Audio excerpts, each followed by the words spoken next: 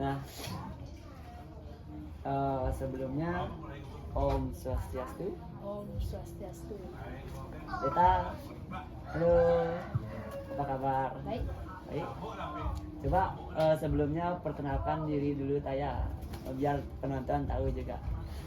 Perkenalkan, nama saya Made Sulta Dharma Haji, kelas 4, absen 6. Ya. Deta sekolah di mana Deta? Di SD Negeri 2 Tanjung. SD Negeri 2 Tanjung. Oh, sama dong kayak kakak. Kakak di sana juga. Sebelumnya nih Deta, kemarin kan udah sempat nih kita membahas tentang keberagaman budaya Indonesia di bab 6 ya, buku IPAS kelas 4. Sekarang kakak mau lanjut nih ke bab 7, bagaimana mendapatkan semua keperluan kita. Nah, di subbab ini kita akan menjelaskan tentang kebutuhan, apa itu kebutuhan, terus itu apa aja bagian-bagian dari kebutuhan seperti itu ya. Nah, yang pertama, kita tahu nggak apa itu kebutuhan? Nggak tahu? Ya, sekarang kakak akan ajarkan ya. Kebutuhan itu adalah segala sesuatu yang harus kita miliki atau diperlukan oleh seseorang untuk menjalani kehidupan yang nyaman. Nah, di kebutuhan itu ada bagian-bagiannya tak? Bagian-bagiannya adalah yang pertama itu ada primer, ada sekunder, ada tersier. Nah, kakak jelasin dulu ya apa itu primer, sekunder, tersier. Primer itu merupakan suatu kebutuhan pokok seperti makanan dan sebagainya seperti itu. Kalau sekunder itu alat-alat pribadi yang Deta pakai sehari-hari seperti motor mungkin atau gadget, laptop seperti itu. Kalau tersier itu yang mewah-mewah itu seperti kalung gitu, perhiasan lah modelnya yang tidak terlalu perlu modelnya untuk kehidupan sehari-hari. Nah, dan sekarang udah tahu nih apa itu kebutuhan. Nah, sekarang kakak tanya nih contoh dari kebutuhan primer, sekunder, dan tersier. Apa aja itu? Coba sebutin satu-satu. Pertama, kebutuhan primer. Contoh kebutuhan primer itu seperti makanan, minuman, dan pakaian. Kebutuhan sekunder itu contohnya seperti motor, HP, dan televisi. Kebutuhan tersier itu seperti emas, kalung, cincin. Ya bagus, pinter banget kamu ya. Selanjutnya mungkin sekarang kan Deta udah tahu tuh ya apa itu kebutuhan modelnya. Kalau Deta nih, kebutuhan apa aja sih yang udah Deta punya? Mungkin ya yang dari primer pasti semua punya lah dari primer. Ya. Sekunder ya HP punya, motor punya. Kalau tersier sih belum bisa. Oh, belum bisa ya, tercapai ya. Kalau kaca itu masuk apa kaca deh? Kaca itu termasuk primer karena itu kebutuhan Deta karena Deta mengalami apa namanya minus dari mata. Oh ya, oke. Nah, tadi kita udah belajar nih tentang kebutuhan. Kakak mau nge-review lagi. Apa itu kebutuhan? Apa saja bagian-bagiannya? Siap Deta? Siap. Nah, coba mulai dari kebutuhan. Apa sih itu kebutuhan? Kebutuhan adalah sesuatu yang harus kita miliki atau yang kita perlukan. Betul. Bagian-bagiannya? Primer, sekunder, dan tersier. Apa aja itu Deta? Apa aja itu primer, sekunder, dan tersier itu? Primer itu kebutuhan pokok, sekunder itu alat pribadi, dan tersier itu alat-alat mewah. Oh ya, bagus. Nah, udah ngerti Deta sekarang? Udah ngerti apa itu kebutuhan, bagian-bagian kebutuhan udah ngerti. Nah, selain itu Deta harus tahu nih bagaimana cara mendapatkan kebutuhan tersebut. Nah, untuk mendapatkan kebutuhan tersebut, udah tahu Deta gimana caranya? Bekerja mungkin? Ya, itu salah satunya. Selain dengan bekerja, Deta bisa juga mendapatkan kebutuhan tersebut dengan cara menanamnya dan juga membelinya. Nah, kalau membeli barang itu biasanya menggunakan apa sih Deta? Menggunakan uang. Uang. Beta sukanya uang seperti apa? Yang merah-merah? Iya Ini ya? dong. Seperti ini? Ini? Ah. Ini namanya uang berapa sih, Kak? Uang 100.000 rupiah. 100.000 rupiah. Tapi Beta tahu nggak sih, sebelum ada uang itu kita itu menggunakan sistem barter loh. Apa itu barter? Barter itu merupakan sejenis sistem tukar menukar menggunakan barang. Contoh, Beta nih punya ayam, kakak punya nasi, punya beras. Kakak tuh pengen punya ayam, jadinya kakak tuh menukarkan beras kakak sama Deta. Deta memberikan kakak ayam. Seperti itu modelnya.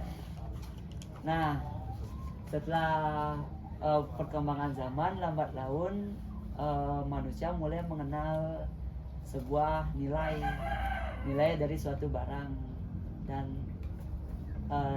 terciptalah sebuah uang seperti yang Deta tahu sekarang. Udah ngerti kan bagaimana cara mendapatkan barang, apa itu barter gitu.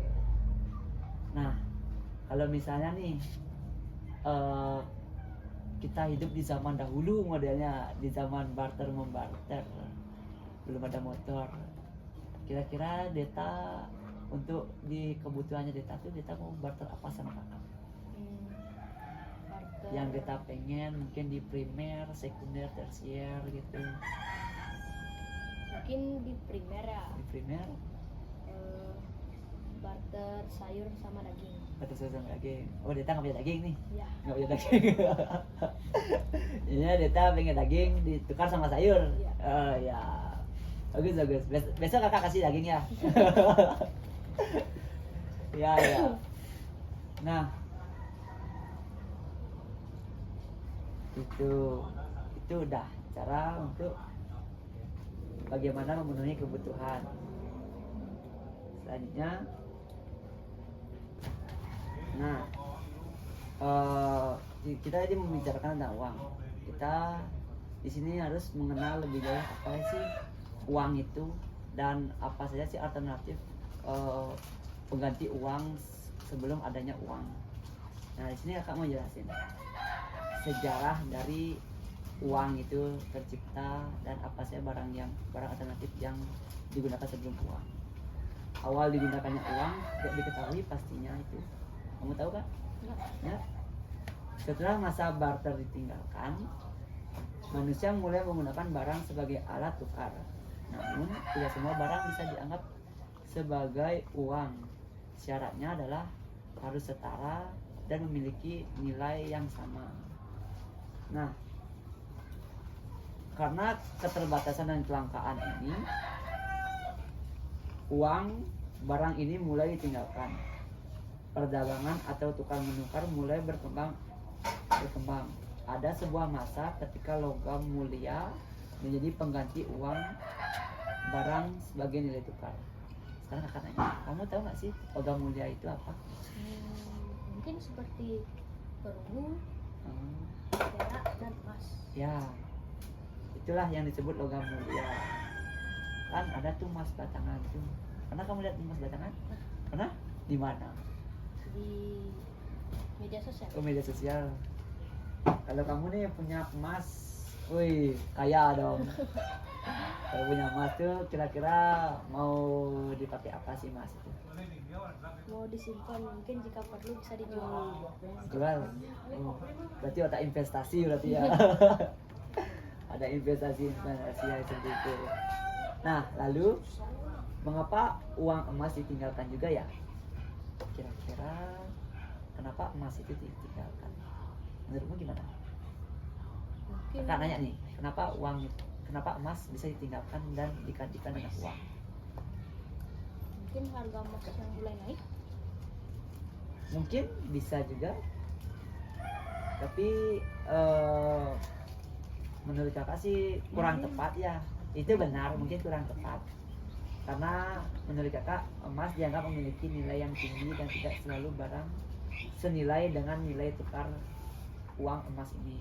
Contoh kan uang emas itu logam mulia, bisa dijual jutaan. Kamu beli permen misal pakai emas kan nggak setara ini gitu modelnya. Seperti itu. Kalau alasan mengapa emas itu ditinggalkan dan digantikan dengan uang, karena nilai emas itu lebih tinggi, jadinya tidak setara dengan barang yang ditukarkan. Udah ngerti kan kita sekarang? Sudah sih. Sudah? Sudah. Nah, selanjutnya, nah, Deta udah ngerti kan sama apa yang kakak jelasin tadi tentang kebutuhan, tentang bagian-bagian kebutuhan. Apa bagian-bagiannya? Primer, sekunder, dan tersier. Ya, bagus. Dan cara mencari uang itu, cara memenuhi kebutuhan tersebut, bagaimana caranya, sudah kan? Terus tuh asal usul uang, mengenal uang, terus tuh barter, mengenal alternatif dari uang itu. Tadi apa alternatifnya? Logam. Logam ya, logam mulia ya. Ya. Dan barang. Kenapa logam mulia itu ditinggalkan dan diganti dengan uang? Karena harganya sudah mulai melonjak naik dan tidak setara. Ya, bagus. Artinya sekarang Deta udah ngerti. Nah, sebelum lanjut nih, kakak tanya, tadi Deta sarapan apa tadi di rumah? Sarapan nasi Nasi dan lauk. dan lauk. Nah, Deta tahu nggak makanan yang Deta di pagi makan tuh berasal dari mana?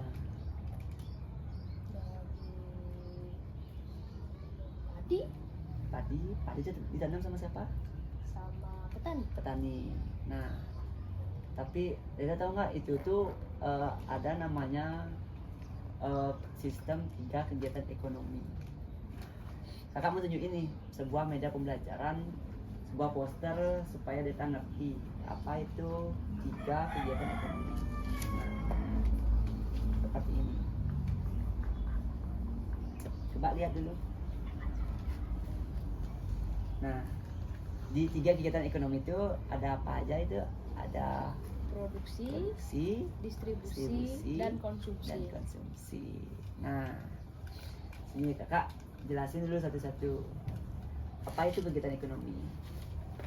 Kegiatan ekonomi adalah segala kegiatan yang dilakukan manusia untuk memenuhi kebutuhan hidupnya. Contohnya tadi Deta ada bilang produksi. Produksi itu artinya membuat atau menghasilkan barang dan jasa. Contoh tadi kan udah Deta kasih tahu tadi, contohnya apa? Petani yang membuat nasi, yang menanam padi dan menjadi nasi. Yang kedua ada distribusi. Distribusi itu artinya menyalurkan barang dari produsen ke konsumen.